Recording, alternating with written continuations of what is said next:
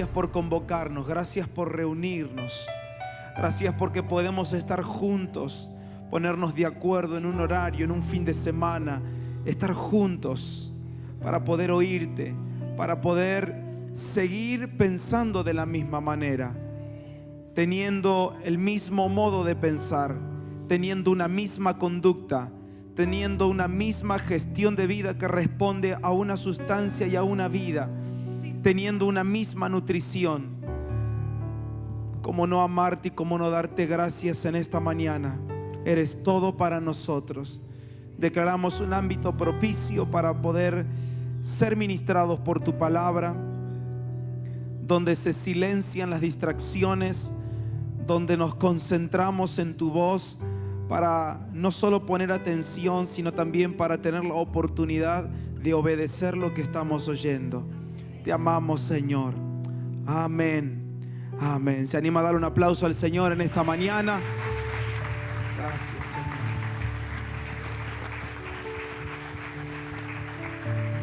Vamos, alguien que le celebre al Señor en esta mañana.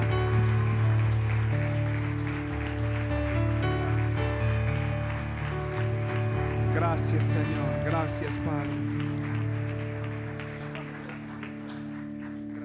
Puede tomar asiento. ¿Están felices? ¿Están bien? ¿Están despiertos? ¿Sí? Muy bien.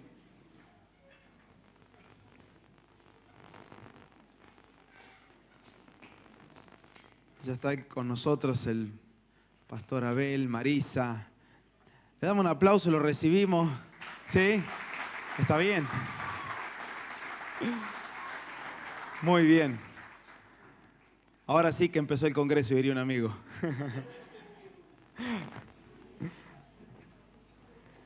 Muy bien. Creo que anoche el Espíritu Santo fue muy claro. Creo que todo lo que nosotros podemos llegar a pensar, lo que podemos meditar, necesitamos darle lugar, ¿sí?, en nuestras vidas a la voz del Espíritu Santo, silenciar nuestra alma, silenciar nuestras emociones y tener esa experiencia cotidiana con la cruz para hacer morir todos nuestros conceptos, nuestra teología, nuestras interpretaciones y nuestros modos de interpretar. Necesitamos rendirnos todos los días al Espíritu Santo. Mira al que tiene al lado y decirle: es una tarea continua. Sí, es una tarea cotidiana. Esta palabra da vuelta en mi corazón desde principio de año, que es la palabra cotidiano, ¿sí? Y la vida del Espíritu es cotidiana. La vida en Cristo y el Evangelio se vuelve algo cotidiano, donde funciona en cada lugar donde estoy, en cada área de nuestra vida, lo absorbe por completo el Evangelio. Por eso que experimentamos no un evangelio templocéntrico, sino un evangelio cotidiano, donde verdaderamente lo puedo ver, lo puedo disfrutar y puedo aprender en casa, en un cuarto, en el baño, haciendo un deporte, en un auditorio. El evangelio se vuelve cotidiano porque depende de lo que el Espíritu Santo esté ministrando y de lo sensible que nosotros estemos a el Espíritu del Señor. Entonces, anoche creo que fue muy claro el Señor y hablamos acerca de la importancia, porque a veces queremos entender el Evangelio, queremos comprender, ¿sí? Pero este misterio fue entregado en manos del Espíritu de Dios. Por lo tanto, no hay otro que pueda enseñarte. Podemos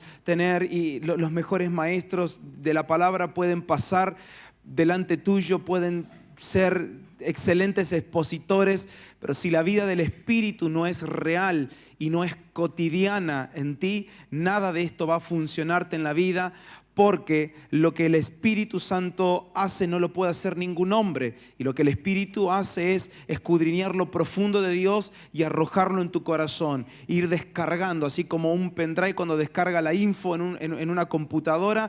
Así lo que hace el Espíritu Santo es comenzar a descargar los pensamientos y las intenciones. De esta manera logra cumplirse las Escrituras cuando dice que Dios es quien coloca en nosotros el querer como el hacer para que se haga su voluntad. Entonces ningún pastor va a colocar el querer porque sería una imposición. Nadie, ningún humano puede colocar el querer y el hacer en usted. La gente a veces viene a preguntarnos, es que yo quiero pero no puedo. Bueno, el querer y el hacer, o sea, el querer y el poder lo hace el Espíritu de Dios. Esto le pertenece al Espíritu Santo. Entonces procuremos no robarle el trabajo al Espíritu Santo. De hecho, que si lo intentamos vamos a fracasar. Y ahí nos frustramos como líderes, a veces como pastores, pero mira que estuve con él, lo intenté. Lo que no hace el Espíritu Santo no lo puede hacer nadie en la vida de una persona. Gracias por el amén tan eufórico que me dieron. Pero es así y nuestra vida termina tomando la forma del Espíritu que portamos.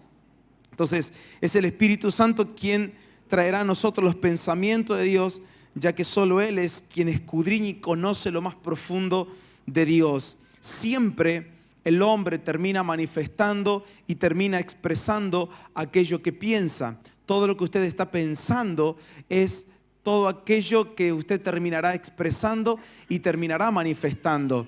Aunque usted lo quiera negar, aunque usted diga, no sé por qué, no sé cómo llegué a esto. ¿Sí? Esas son frases muy pronunciadas entre la gente que por ahí tiene algún desliz o se equivoca en algún asunto de la vida. Ellos dicen, no sé cómo llegué a esto. Yo sé cómo, pensándolo.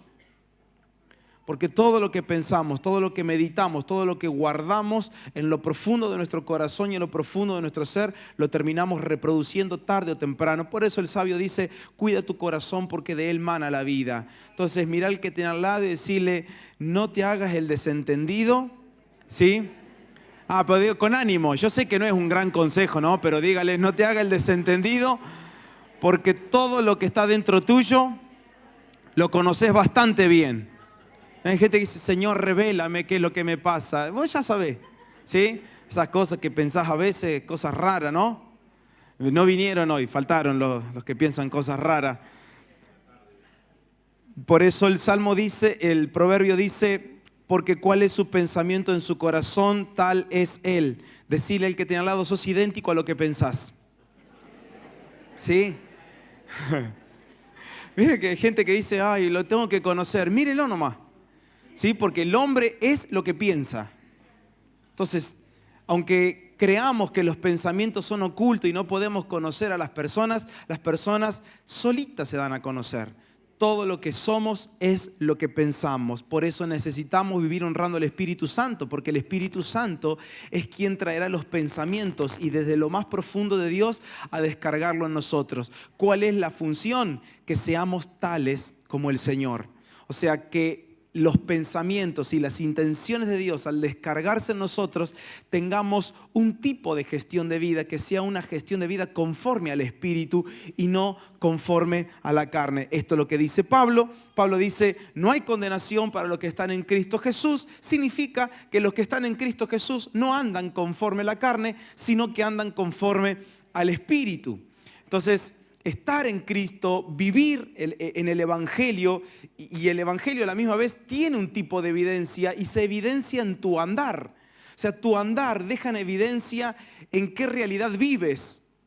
Tu andar, mi andar, es la evidencia que tenemos. Por eso dice que quien está en Cristo va a ser evidenciado por el modo de andar, porque no anda conforme, o sea, no tomó la forma de la carne, no tomó la forma de este siglo, sino que tomó la forma, es conforme al Espíritu de Dios. Por eso, vuelvo a remarcar este principio, nuestra vida tomará la fiel forma del Espíritu que nosotros portamos. Somos idénticos al Espíritu que nos gobierna desde nuestro interior. Mirarlo al que tiene al lado y decirle, sos igualito al Espíritu que te gobierna. ¿Sí? Vamos, que es un nuevo día, hoy tienen que estar con todas las pilas. Bueno, entonces, sin una genuina y cotidiana vida con el Espíritu, nos va a ser imposible a nosotros administrar las riquezas del Evangelio, todo lo que tiene que ver con las riquezas de su gloria y de su gracia. Va a ser imposible sin una vida del Espíritu. Por eso les animo a que ustedes se tomen un tiempo para meditar en la palabra, que se tomen un tiempo para estar a solas con el Señor. Yo sé que oramos en todo tiempo, pero la oración en todo tiempo en algún momento te conduce a estar a solas, a apartarte, a tener un momento de silencio donde podés concentrarte en la palabra. Usted no puede orar todos los días arriba de la bicicleta. Gracias, pues deben andar todo en bici o nadie tiene bici acá. ¿Sí? No, yo en bicicleta hasta el trabajo. Perfecto, eso es bueno porque ese es el trabajo del Espíritu, es llevarte a experimentar una vida de oración. Pero en la vida de oración, todos los días puedo asegurarte que serás conducido a un tiempo de meditación donde puedas meditar en su palabra, donde puedas apartar un tiempo, donde puedas honrar la palabra en todos tus días con tus hijos, con tu esposa, sentarte en la cama, en el living, en la cocina, con un mate, meditar en la palabra. Démosle lugar al Espíritu Santo porque de Él depende nuestra vida. Entonces, solo por medio del Espíritu podemos entender lo que somos por gracia, lo que tenemos por gracia, pero solo por medio del Espíritu vamos a tener una profunda claridad de aquello que tengo que dispensar, de aquello que tengo que entregar.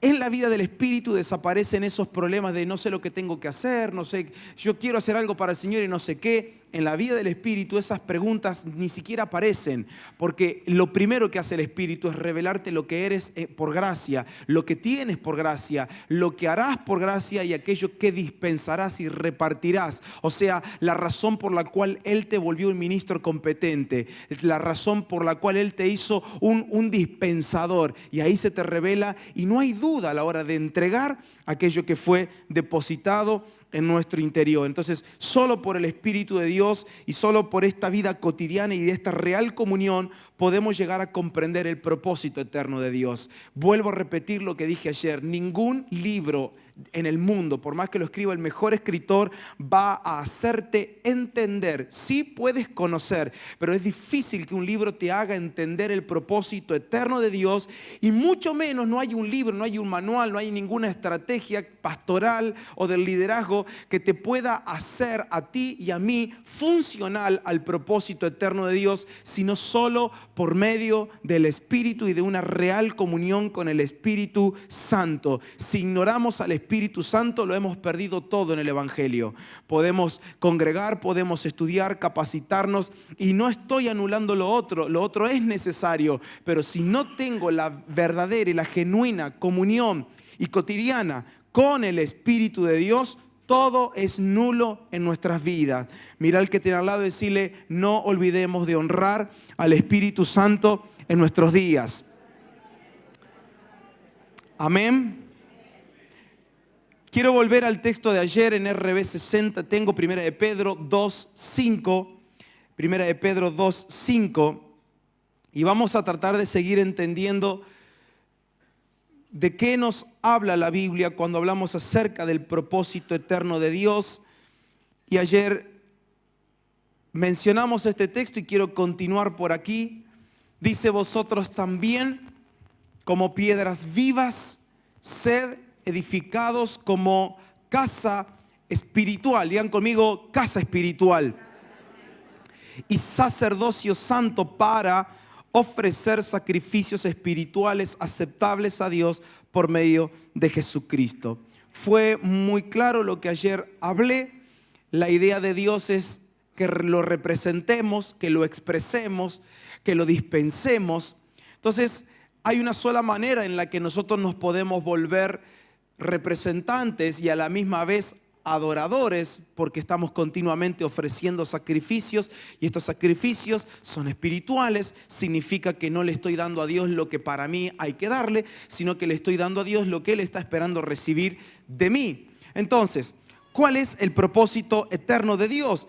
El propósito eterno de Dios es edificarse para sí mismo una casa que lo exprese corporativamente. Y desde aquí tenemos que arrancar, porque el evangelio no puede ser pensado a modo individual, sino que la casa de Dios nos arrojará un pensamiento corporativo. No se trata de lo que yo hago y todo termina en mí y lo que yo siento y lo que a mí me parece, porque yo sentí, porque a mí me tocó, porque yo me sentí mejor después de la reunión, sino que nuestra manera de pensar tiene que arribar.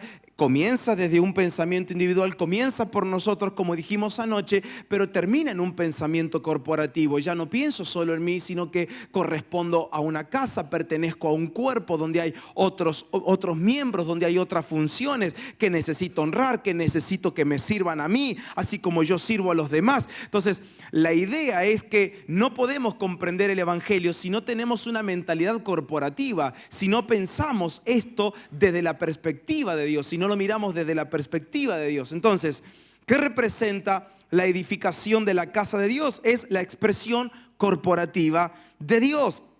Yo sé que muchas veces deseamos la expresión de la vida de Dios, porque no ignoramos que en nosotros a veces está la mejor intención, pero hay asuntos que a veces no logramos comprender y por ende lo terminamos ignorando. En primer lugar, Dios desea expresarse corporativamente. Vuelvo a repetir, esto no anula las funciones individuales, pero debemos saber que cada función personal tiene que ver con una expresión corporal. Pablo lo dice, miembros de un cuerpo. Pedro dice, piedras vivas de una casa espiritual que Dios está construyendo. Entonces, el apóstol Pablo deseaba que los lectores de sus cartas puedan arribar a un entendimiento claro del evangelio y del propósito eterno de Dios. Entonces, me ha pasado, como seguramente a usted, que cuando ha leído algunas, por ejemplo, de las cartas del apóstol Pablo, hemos tomado a modo de interpretación muy personal las cosas. La pregunta es, ¿qué tenían los apóstoles cuando escribían una carta? ¿Qué tenían en mente? ¿Qué podían ver? Y yo sé que es difícil respondernos a esto, pero tratando de comprender el propósito eterno de Dios, yo creo que el apóstol Pablo lo que tenía en mente es la edificación de una casa invisible que sea expresada visiblemente. Pablo estaba viendo al cuerpo de Cristo, un cuerpo espiritual, un cuerpo que visiblemente no lo podemos ver, pero sí las expresiones de esta casa espiritual tienen que volverse visible en estos días. El mundo no va a poder ver la iglesia porque es un cuerpo espiritual, pero sí el mundo podrá ver la expresión de la vida de la iglesia, la manifestación y la dispensación de Cristo en esta tierra y en este mundo. Entonces, que la iglesia esté presente no significa que yo salga con un cartel diciendo somos iglesia. La iglesia presente es aquella que expresa cotidianamente a Cristo todos los días de su vida, desde lo más íntimo de mi ser, cuando quedo solo en una habitación, en mi hogar, con mi matrimonio, con mis hijos. Desde el hogar comienza a expresarse, desde el hogar somos iglesias, expresamos a Cristo, manifestamos a Cristo en nuestro carácter, en nuestra manera de hablar. Enseñamos, como dice el apóstol Pablo, no con palabras nuestras, sino con las palabras que enseña el Espíritu Santo. Entonces, esto es comenzar a ser funcionales al propósito eterno. Es acá donde remarco lo que dije anoche, donde ya no llevo un modo de vida conforme a lo que yo quiero, no estoy predicando lo que a mí se me antoja, no estoy sirviendo en lo que a mí me parece que hay que servir. No, yo ya salí de esa vida tan mía para vivir en su vida. Por lo tanto, acá no tengo mi manera de pensar, yo pienso a la manera de Dios, y ahora vamos a ver, pienso a la manera de Dios, no hablo lo que a mí me parece, sino que hablo con las palabras que el Espíritu enseña en mi interior.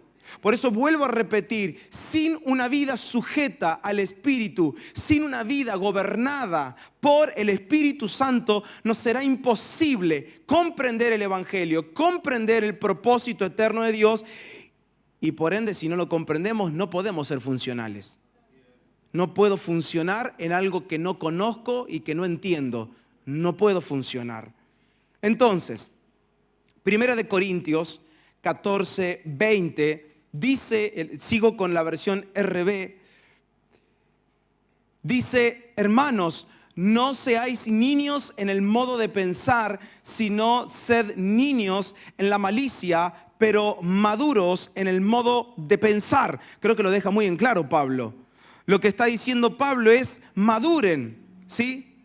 O sea, Nuestra madurez debe estar en la manera de pensar para que nuestra gestión de vida no sea un maquillaje de madurez, ¿sí? Pues nosotros medio como que armamos patrones de madurez, ¿no? Bueno, ser maduro es esto. Entonces hacemos cosas de maduro, pero en realidad seguimos pensando de manera inmadura.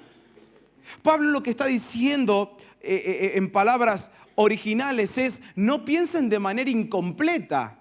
Entonces no te cierres en el modo de pensar. Esto es lo que está diciendo Pablo. No te quedes que no, yo toda la vida lo pensé así, para mí es así. No, no seas niño. No seas niño en tu modo de pensar. No pienses de manera incompleta.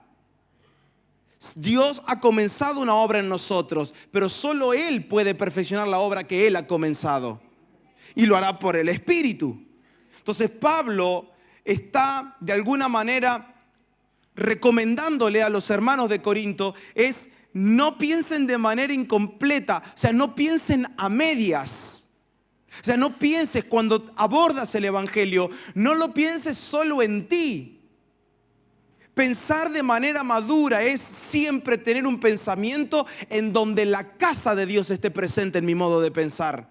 Por lo tanto, voy a darme cuenta que como soy maduro en la hora de pensar, voy a tomar una decisión y me doy cuenta que a mí sí me conviene, pero no sé si le conviene a la casa. Todo me es lícito, pero no sé si edificará esto a la casa de Dios.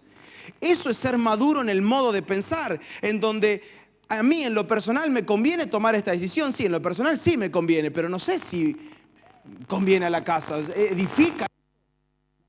Edificar tiene que ver con construir una casa. Entonces yo puedo tomar decisiones personales, usted puede tomar la decisión que usted quiera, pero ser maduros en el modo de pensar es no pensar de manera incompleta, sino que mi pensamiento siempre está ligado a la edificación de esta casa que es espiritual, que es la iglesia. Todo lo que usted decida en los próximos días tiene que beneficiarle a la iglesia, no tiene que beneficiarle a usted solo. Gracias por esos 5 amenes, que los recibo con 3-0 al costado. Bien. Entonces, ¿cómo puedo tener un pensamiento íntegro y completo? Este pensamiento solo es hallado en la mente de Cristo. La mente de Cristo piensa en la casa espiritual que se está construyendo. Entonces, sabemos muy bien que solo por medio del Espíritu vamos a arribar a una correcta y profunda y madura manera de pensar. Romanos 1, 19 y 20. Romanos 1, 19 y 20 dice: porque lo que de Dios se conoce les es manifiesto, pero Dios se lo manifestó, porque las cosas invisibles de Él, digan conmigo, Dios es invisible. Porque las cosas invisibles de Él, lo que te está diciendo es, las cualidades de Dios son invisibles. Y acá te está aclarando qué cosa es invisible: su eterno poder y deidad. Se hacen claramente visibles desde la creación del mundo. A ver, bueno, ¿en qué quedamos, Pablo? ¿Son invisibles o son visibles? No, son invisibles, pero se vuelven visibles. O sea, todo lo que tiene que ver con Dios, deseando hacer visible su invisibilidad. ¿A través de qué? De lo que Él creó. A través de lo que Dios formó, Dios termina siendo visible todas las cualidades invisibles que tiene. Su poder, su deidad. ¿Y cuántas llaves más podemos abrir hablando sobre el poder y de la deidad de Dios? O sea, tenemos el gran privilegio de que al ser casa de Dios podemos representar, evidenciar y hacer visible aquello que está dentro de la casa, que es invisible. Somos la fiel expresión. Por eso la Biblia, Jesús lo cuenta en una parábola sobre la vid verdadera. Nosotros somos las ramas. O sea, tenemos el privilegio de sacar hacia afuera y de volver visible una sustancia que nadie puede ver dentro del árbol. Esos son los frutos que el mundo termina comiendo. Somos responsables de alimentar. Somos responsables de llevar la verdadera comida y la verdadera bebida a un mundo que está desnutrido. Entonces, esta es la idea, es comenzar a entender que esta casa espiritual y que este cuerpo es lo que expresa y es lo que hace visible todas las cualidades invisibles de Dios. Y yo quiero que recibas esta palabra. A través de ti el mundo verá. Por eso Jesús dijo, le dijeron, muéstranos al Padre. Jesús dijo, el que me ha visto a mí, ha visto al Padre. Porque al Padre no lo puedes ver, pero lo puedes ver a través de mí. Jesús, el primer cuerpo, ¿sí?, de Cristo. Nosotros como iglesia somos el cuerpo de Cristo. Por lo tanto, cuando la gente nos vea, tiene que ver al Padre. Cuando la gente nos vea, tiene que ver su gracia. Cuando la gente nos vea, tiene que ver el poder de Dios en ti. Vamos, cuando la gente te vea, tiene que ver la deidad. Tiene que ver la gracia del Señor en cada uno de nosotros. Efesios 1:9, y acá sí tengo la versión NTV, hice las tareas para los chicos de multimedia, como usted quiera, Señor. De nada. Efesios 1:9 y 10, bien. Dice, ahora Dios nos ha dado a conocer su misterioso plan acerca de Cristo. Decirle al que tenía al lado, ahora sí. ¿Sí? Un plan, ¿sí? Me hace acordar a alguien, tengo un plan, ¿sí? Un plan ideado para cumplir el buen propósito de Dios. O sea, tienes que entender este plan porque si no, no puedes cumplir el buen propósito de Dios. Y el plan es el siguiente. A su debido tiempo, Dios reunirá todas las cosas y las pondrá bajo la autoridad de Cristo. Todas las cosas que están en el cielo y también las que están en la tierra. A ver, qué bondadoso y qué grande que es Dios, porque en este punto Dios nos da a conocer el misterio de su voluntad, según su placer. O sea, Dios te dice, yo te voy a hacer participante de mi plan, te lo voy a dar a conocer a mi plan, para que tu gestión de vida me dé placer a mí. Y la pregunta es si verdaderamente estamos dispuestos a llevar un tipo de gestión de vida en donde quizás no tenga placer en lo que yo haga, pero sé que lo que estoy haciendo le produce placer a Él. Igual quédese tranquilo, que el placer de Dios a medida que maduramos se termina volviendo nuestro placer. Pero es un proceso de madurez.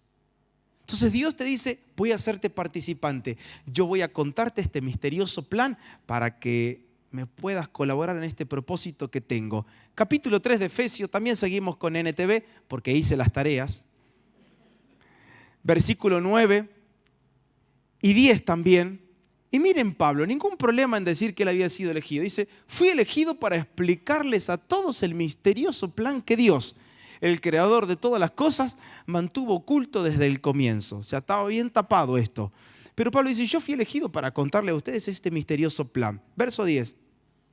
El propósito de Dios con todo esto fue utilizar a la iglesia para mostrar.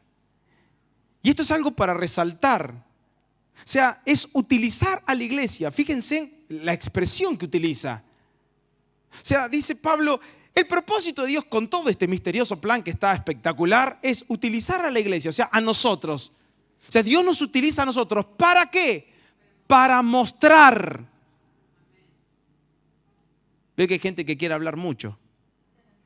Bueno, empiece mostrando por lo menos. ¿Sí? Decirle al que te han dado, ¿cómo te están predicando? Desde anoche que te vienen dando. ¿Sí? Para mostrar la amplia variedad de su sabiduría a todos los gobernantes y autoridades invisibles que están en los lugares celestiales. Ese era su plan eterno que Él llevó a cabo por medio de Cristo Jesús nuestro Señor. ¡Wow! Yo no sé para qué estoy. Para mostrar la amplia variedad. Hasta parece un venta, ¿no? Mira, aquí tengo una amplia variedad de cosas. ¿Sí? Bueno, justamente si usted está para mostrar, usted es un mostrador. ¿Sí o no? Algunos son más grandes, ¿sí? Una vitrina bastante grande tienen. Otros son tipo, bueno, no voy a decir. La idea es que mostremos sea, ¿qué vemos cuando te vemos? ¿Qué es lo que usted me está mostrando a mí? ¿Qué es lo que estoy dando a conocer? Porque en tiempos en donde hay principados y potestades, en tiempos donde no son ahora difícil, siempre fue difícil porque los principados y las potestades no dijeron, vamos a ir ahora para la Argentina, ¿sí? No, desde siempre están. Son estructuras de pensamiento, conocido hoy en el siglo XXI como ideologías, que te llevan a pensar de una manera bien subjetiva, lejos de la mente de Cristo. Ahí está la iglesia. ¿Para qué? Para mostrar la amplia variedad de su sabiduría. Entonces, todo lo que Dios está deseando es la distribución y la dispensación del misterio escondido que es Cristo, para que de esta manera sea revelada la multiforme sabiduría de Dios que será expresada solo por la iglesia. Solo por la iglesia.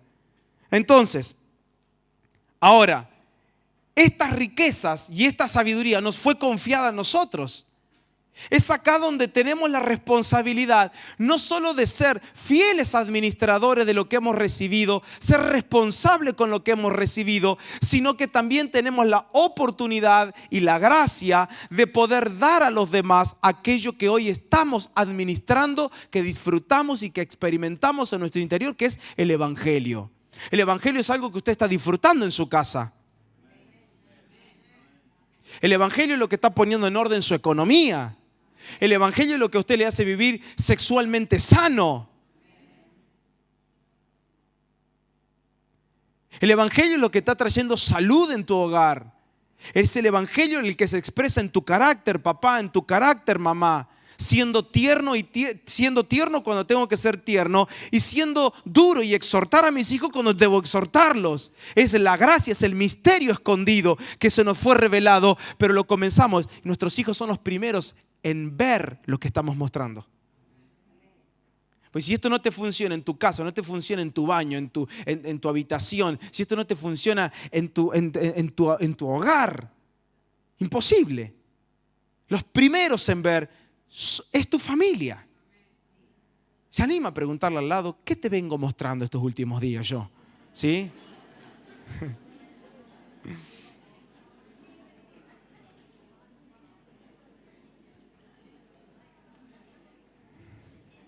Entonces, bueno, ya da para mucho esa frase. Vivir en el Espíritu y disfrutar este misterio que hoy nos está siendo revelado nos lleva a tener un tipo de conducción no elegida por nosotros. Nos damos cuenta que estamos poseídos. Usted le habrá usado esa palabra para otras cosas, pero esta es la palabra.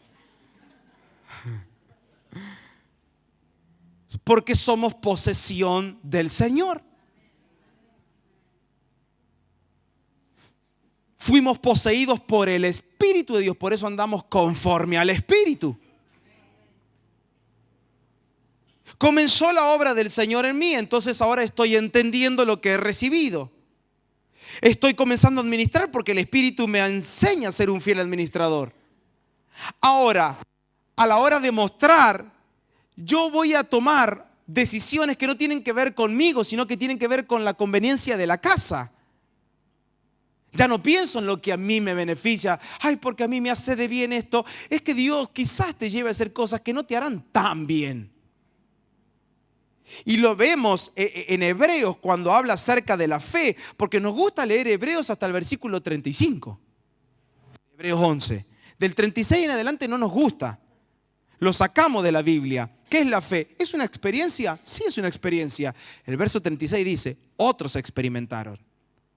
Y ahí está el punto. No nos gusta leer del verso 36 en adelante, porque claro, mientras que uno es experimentaron que Dios le hable, uno experimentó que Dios lo sacó de su tierra y su parentela, el otro experimentó que hizo un gran barco, el otro experimentó tirar los muros, el otro experimentó apagar fuegos impetuosos, el otro cerró la boca de los leones, unas experiencias bárbaras. Pero dice, otros experimentaron vituperios, azotes, cárceles. fueron aserrados, fueron maltratados, anduvieron errantes en el desierto. O sea, esta gente tenía tanta fe que le erró en el desierto.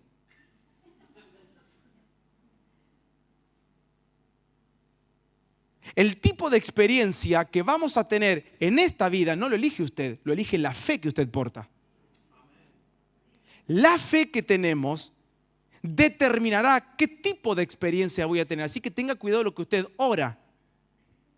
Es que no me ando sintiendo muy bien. Y la gente que estaba, dice, morían a filo de espada.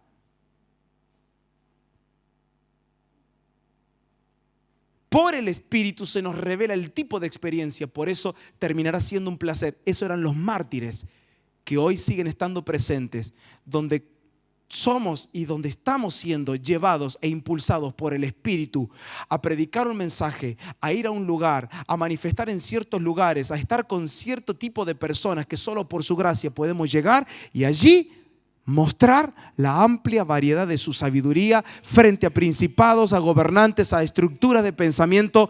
No tenemos temor porque la fe que está aquí dentro creciendo nos está llevando. Ya no elegimos a dónde ir, no elegimos lo que decimos, no somos dueños de nosotros mismos, somos casa de Dios. Entonces Pablo le escribe a Timoteo, un pastor joven, quien estaba pastoreando, quien estaba conduciendo.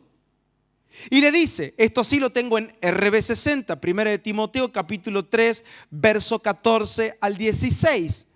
Dice, esto te escribo, aunque tengo la esperanza de ir pronto a verte, para que si tardo, sepas cómo debes conducirte en la casa de Dios. A ver si lo ponemos, 1 de Timoteo 3:14 al 16. Así lo leemos y es mejor. Esto te escribo, aunque tengo la esperanza de ir pronto a verte. Verso 15, es muy importante, para que si tardo, o sea, Pablo dice, yo tengo unas ganas bárbaras de verte, pero tengo miedo de que yo me retrase y por las dudas yo te escribo. Para que ni se te ocurra conducir a la iglesia del Señor a tu modo. Para que no nazca nada tuyo.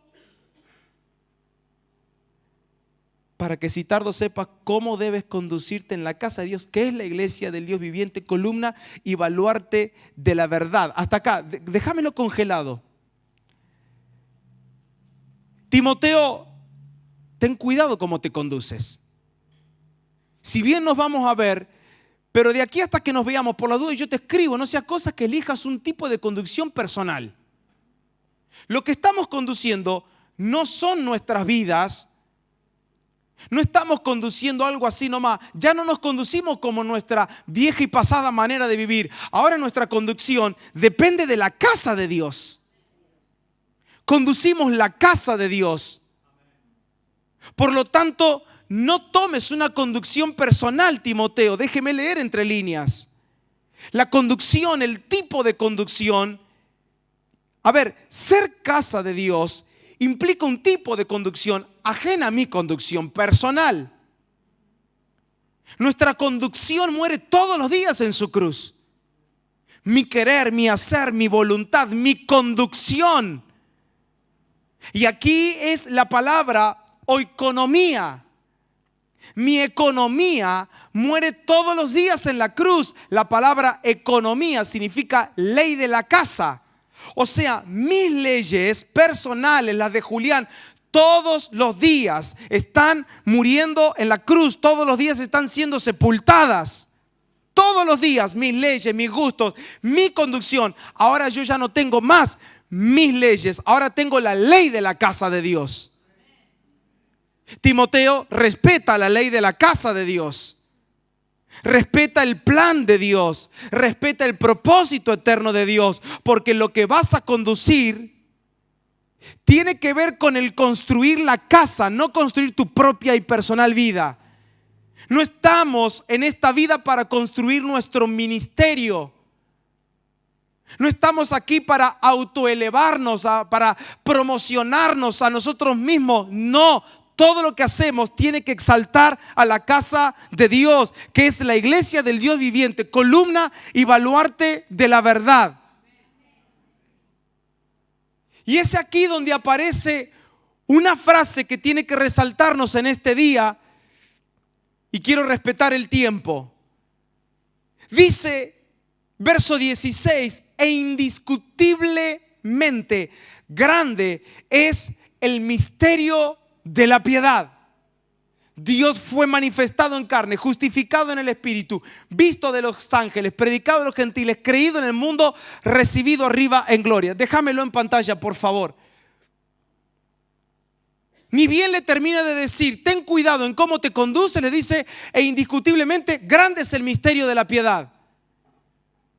Porque la conducción de la casa de Dios tiene que ver con la piedad.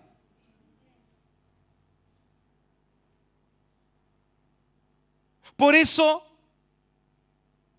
ser parte de la casa de Dios es ejercer este misterio, el misterio de la piedad.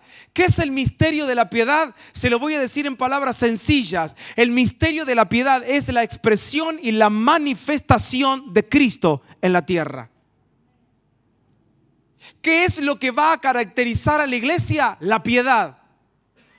Nadie en este mundo sabe ser piadoso, porque la piedad es algo que solo le pertenece a la casa de Dios. Nadie puede ser piadoso. Podrán querer imitar la piedad en solidaridad, en compasión, en tengo lástima, en pobrecito. Piedad no es eso.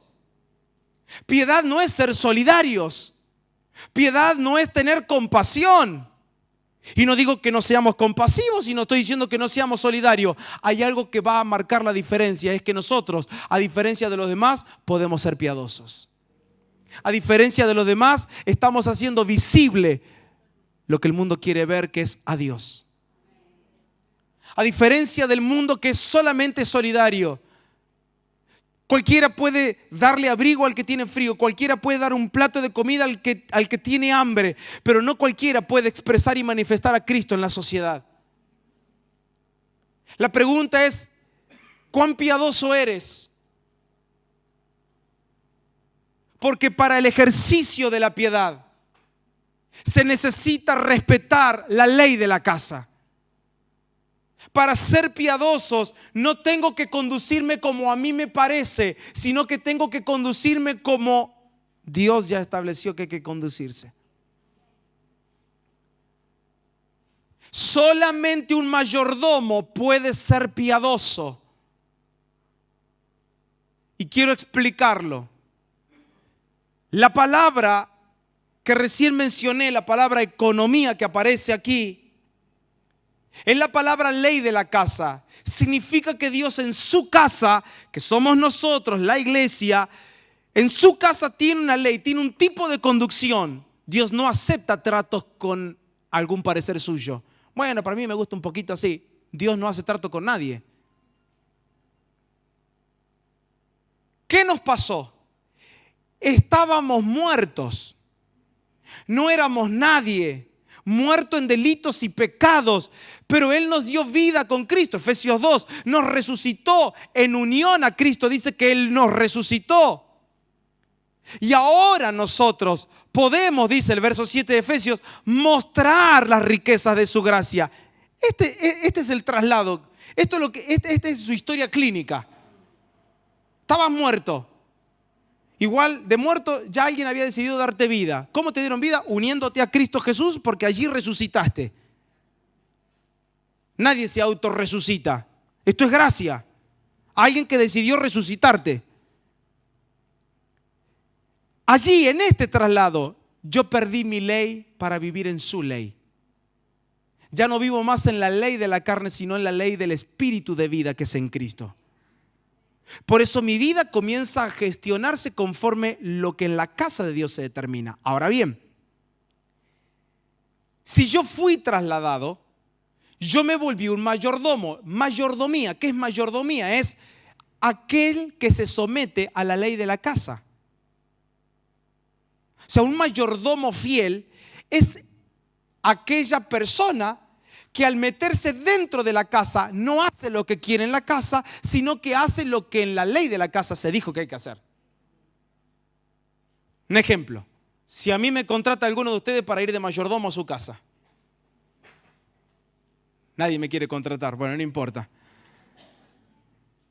Si yo voy y soy mayordomo en la casa de Abel y Marisa, y me contratan ahí como sirviente, y me dice Abel, todas las mañanas, a las 7 de la mañana me vas a llevar el desayuno a mi habitación. 7 de la mañana. Quiero 2 tostadas con queso, con mermelada de durazno. No sé si te gusta eso, pero déjame. Un café con leche, solo un cortadito, no mucho, no mucha leche, un cortadito. Y una manzana. ¿Sí? Bien, sí, Señor. Porque el mayordomo se somete a la voz del Señor de la casa. ¿Qué hago al otro día? ¿A qué hora tengo que llevar el desayuno? 7:30, lo vi cansado anoche. Yo te dije que venga a las 7, no importa cómo me veas, vos tenés que obedecerme. Y le llevo huevo revuelto con panceta y salchicha. Está bueno también, ¿no? Pero yo te pedí tostada con queso y mermelada. Ah, pero usted nunca probó esto, ¿no? Pruébelo. Dale una probadita. No, pero yo quiero tostada con queso y mermelada. Ah, pruébelo, si no le va a hacer mal una vez. ¿Qué me va a pasar? ¿Sí o no? No puedo hacer lo que yo quiero. No puedo cambiar los muebles de lugar. Le cambio los cajones, las remeras se las pongo en otro lugar. Le cambio la ropa. ¿Qué va a pasar? Soy un mal mayordomo infiel. Porque en la casa de Dios, que tiene una economía, que tiene una ley, yo soy participante de esta ley. Así que yo me vuelvo uno con la ley, me vuelvo uno con la voz del Señor. Vivo para oír lo que el Señor quiere, porque yo a partir de este momento yo vivo para su placer. ¿Cuál es la contracara del mayordomo? El autónomo. La palabra autonomía significa ley propia. Yo en mi casa hago lo que quiero. El autónomo, como vive. Nosotros decidimos qué día voy a congregar, a la hora que yo quiero llegar, ¿o no? Yo voy a cerrar los ojos. Claro, porque el autónomo hace lo que quiere. Lo que quiere. Ellos deciden, no consultan al Espíritu Santo, muchos menos tienen el temor de decir, bueno, no sé si el Señor está hablando, entonces para eso tenemos ministros, para corroborar la voz del Señor, para que den testimonio de que es verdaderamente el Espíritu Santo hablando en nosotros. Entonces usted en la vida va a tener que elegir ser un autónomo o un mayordomo. Inventar sus propias leyes y conducirse como a usted se le antoja en la vida, ir a donde usted quiera, predicar lo que usted quiera predicar, enseñar como usted quiera, ser el padre que usted desea ser la mamá que usted quiere ser, educar a sus hijos como a usted le parece. Ahora, ¿no es más fácil ser un mayordomo y someterme y decirle al Señor, enséñame, yo quiero ser más que un papá y una mamá, más que un papá, yo quiero ser un fiel mayordomo, porque la idea es presentarme a Dios aprobado en primer lugar?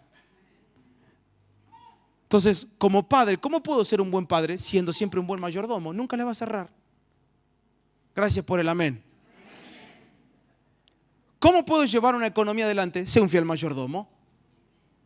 ¿Cómo puedo tener una casa más saludable? Sea un buen mayordomo. Entonces, ser parte de la casa de Dios es someterme a la ley, es someterme a la voz del Señor de la casa, es someterme a lo que el Señor nos está hablando. Desde allí que mi gestión de vida se va a volver fiel. Porque hay una contracara, o soy un fiel administrador o erro al blanco siempre. ¿Sabe qué es eso? Ser un pecador.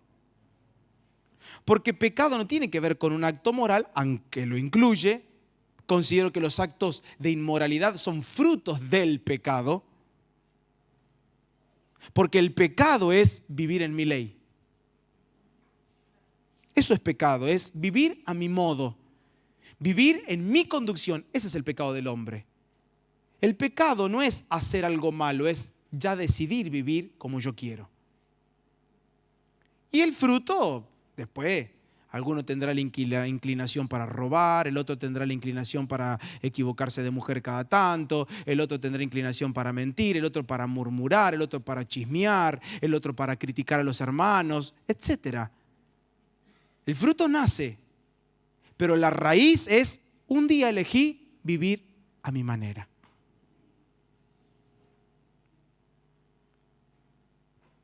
Esto es ser iglesia. Ser iglesia es ya no vivir yo, ya haber muerto a mi ley. Es someterme a lo que Dios hoy está hablando y conducirme. Por eso le dice: Timoteo, ten cuidado cómo te conduces, porque lo que estás conduciendo no es solo tu vida. Acá estás conduciendo la casa de Dios. O sea, Timoteo, ya has madurado, no estás pensando solo en ti, estás pensando en la casa de Dios. No estás pensando de manera incompleta, ya tu manera de pensar es completa y amplia. Yo quiero, por favor, con mucho respeto hablarle a ustedes en esta mañana. No está mal pensar en mí al tomar una decisión, pero más completo y ser maduro es: cada vez que voy a tomar una decisión, voy a pensar en la iglesia del Señor. No están escuchando. Cada vez que tomo una decisión, no pienso en mí, debo pensar en lo que le conviene a la casa, en lo que va a edificar la casa, en lo que va a sumarle a la casa de Dios. Dios nos está sacando de todo egoísmo.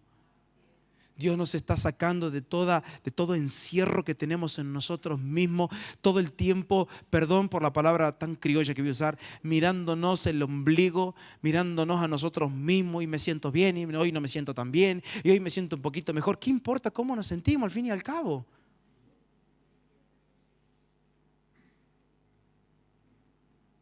Si te sientes mal, bueno, come mejor.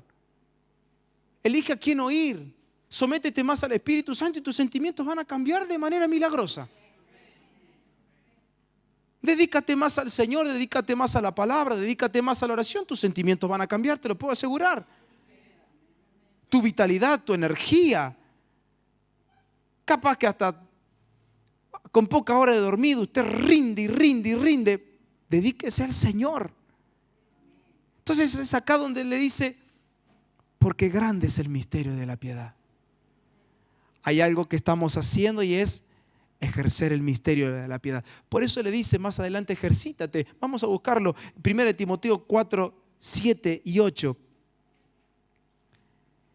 1 Timoteo 4, 7 y 8. Dice: desecha las fábulas profanas y de viejas. Está bueno, ¿no? ¿Se entendió? ¿Cuántas fábulas nos rodean? O sea, ¿cuánto discurso? O sea, cada vieja viene con un discurso.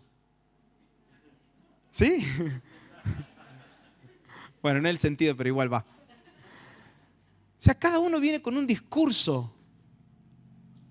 Porque todo lo que no pertenece a la piedad es profano. Todo lo que no viene del Señor, deséchalo. Ay, pero que me lo dio con tanto amor. Deséchalo. Tampoco le digan a la cara: te lo desecho. No, usted administrelo, usted es un fiel administrador. Como entra, sale. ¿Sí o no? Y usted no se va a sentir mal como a veces se siente. Que me siento mal. Usted se habrá quedado con alguna fábula dentro. Deséchalas, Timoteo. Deséchala y ejercítate para la piedad. O sea, tu ejercicio y tu disciplina, tu entrenamiento tiene que ser para expresar y manifestar a Cristo, no para otra cosa. Ejercítate para la piedad. Verso 8. Porque el ejercicio corporal para poco es provechoso, pero la piedad para todo aprovecha, pues tiene promesa de esta vida presente y de la venidera. Déjamelo congelado. Está buenísimo este texto. Amén, dice la hermana. Ahora viene, hermana. 7 minutos me quedan. Ya termino.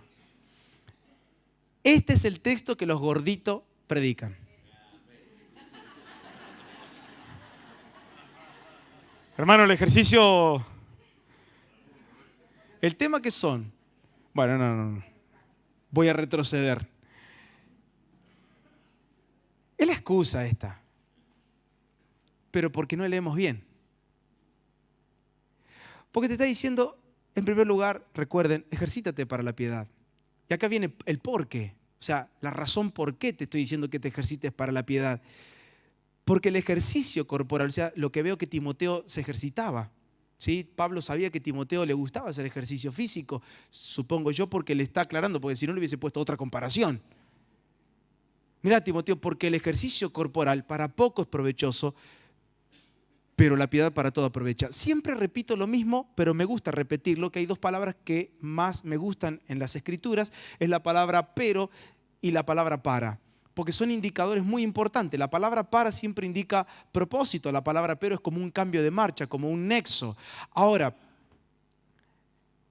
acá hay 2 palabras para resaltar, 2 frases, perdón.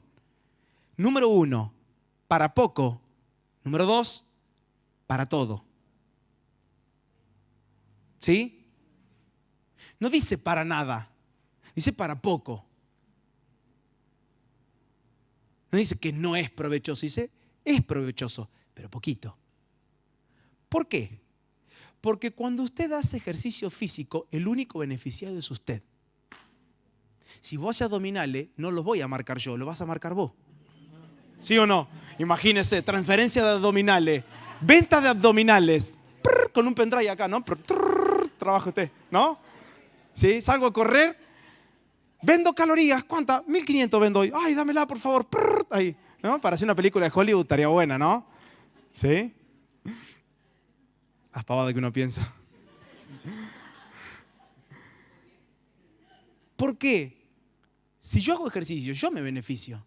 Yo salgo a correr, el que quema calorías soy yo, no quema Vicky, mi esposa. ¿Qué le digo? ¿Saliste? ¿Vas a salir? Y lo que pasa es que, dale, armate, vamos a ver qué tiempo te queda listo, afuera. Porque ella tiene que sacar provecho de su cuerpo. Tiene que cuidar su salud. Mientras que en el ejercicio físico solo tú sacas provecho, cuando haces ejercicio de la piedad, todo un mundo aprovecha de ti. Cuando expresas y manifiestas a Cristo, no te beneficias a ti mismo, beneficias a todo un mundo, a toda una generación. Y lo voy a dejar acá en punto suspensivo. Si no empezamos con lo poco, ¿cómo podemos ir por todo? Porque somos todos Tarzán acá adentro. Vamos a salvar el mundo. Todos queremos conquistar naciones porque nos pertenecen, aleluya, amén. El tema es que se morfa todo, no hace ejercicio, no es responsable con su salud. No es de risa, esto es serio.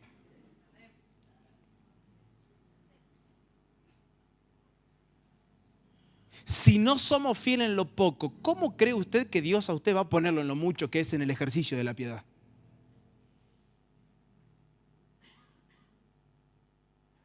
Vuelvo a repetir lo que dije ayer. El Evangelio comienza en ti, pero no termina en ti. Tu vida, tu corazón, en tu alma es donde comienza, donde madura. Pero un mundo sacará provecho de ti. De lo que hoy está madurando en tu interior, el mundo comerá de lo que ha crecido y ha madurado en ti.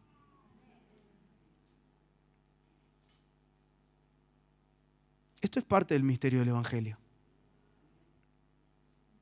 Ya no me conduzco a mi modo, sino que como elegí conducirme al modo de Dios, yo me termino volviendo una persona piadosa, en donde todo comienza en mí. Todo comienza aquí dentro. Hay un proceso continuo y cotidiano de salvación en mi alma. Siempre le puedo asegurar, quizás ustedes seguramente son mucho más excelentes que yo, Pero yo todos los días tengo que confesarle, estoy siendo librado de leyes personales. Todo el tiempo. Todo el tiempo. A la hora de tomar una decisión. ¿Usted cree que no es importante cuando te sientas frente a un plato de comida? Ahí usted elige pensar solo en usted o ser maduro a la hora de pensar. Porque alimentarte mal hoy hará que en lo mucho no seas provechoso. Y usted dice, para tanto. Sí. No pensamos en la iglesia del Señor solo cuando le abrimos la Biblia. Yo pienso en la iglesia del Señor las 24 horas del día. Todos los días del año estoy pensando en la iglesia del Señor. Y también sé que hay gente que hoy está allí, pero que ya fueron predestinados por el Señor para que sean piedras vivas de esta casa y nosotros las podemos identificar. Dios a este lo ha salvado. Voy a estar acá, voy a ser piadoso con él. Vuélvete un profeta en la sociedad. Sé un pastor en la sociedad, sé un evangelista, sé un apóstol en aquel ámbito en donde estás. Pero lo que no comienza en ti, no quieras hacerlo con los demás. No intentes que a otro le funcione lo que a ti todavía no te funciona. Porque Dios hace todo nuevo. Sí, mire que en usted todavía no veo todo nuevo. Y vamos a tener que comenzar a ordenar muchas cosas. Días atrás compartí algo de esto en una reunión de hombres que tuvimos. Inmediatamente aparecen las excusas. Inmediatamente aparecen las justificaciones. No puedo, el trabajo. No importa, eres un fiel administrador y no te conduces según tu conducción. Dile al Espíritu Santo, mira, vos sabés que yo trabajo tanto, yo trabajo hasta esta hora. ¿Dónde meto esto? Puedo asegurarte que Él es experto en ordenar tu vida. Experto, porque fuiste diseñado para que el Evangelio sea provechoso para ti en primer lugar. Porque si usted no aprovecha del Evangelio, el mundo no lo podrá aprovechar. Cerra tus ojos ahí donde estás. Dale gracias al Señor. Padre, gracias en esta mañana. Gracias por tu amor. Gracias por tu palabra. Gracias por ser fiel a nosotros en esta hora. Gracias porque tu palabra nos enseña, nos habla, nos exhorta. Y hoy confiamos en ti. Confiamos en que esta palabra madurará y crecerá. Gracias por la exposición que viene a continuación. Estamos con nuestro corazón abierto y nuestros oídos bien atentos para que sigas hablando en nuestro espíritu. Te amamos. Amén. Amén. Muy bien, gracias.